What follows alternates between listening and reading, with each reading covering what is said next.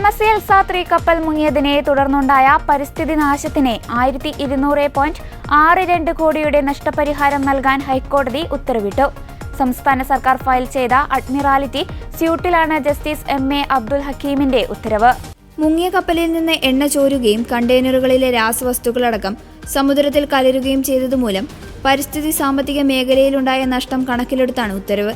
9531 കോടി രൂപയുടെ ഉയർന്ന നഷ്ടപരിഹാരത്തിന് അർഹതയുണ്ടെന്നായിരുന്നു സർക്കാർ വാദം. എന്നാൽ സർക്കാർ ആവശ്യപ്പെടുന്ന തുക യാഥാർത്ഥ്യത്തിന് നിരക്കുന്നതല്ലെന്ന വാദമാണ് കപ്പൽ കമ്പനി ഉന്നയിച്ചത്.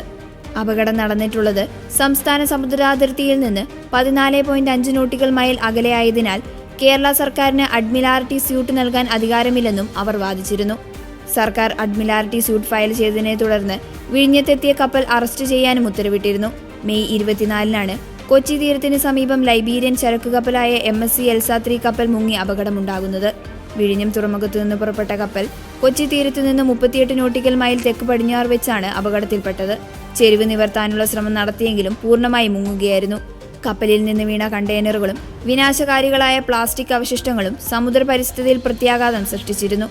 184 മീറ്റർ നീളവും 26 മീറ്റർ വീതിയുമാണ് MSC Elsa 3 കപ്പലിനുള്ളത്.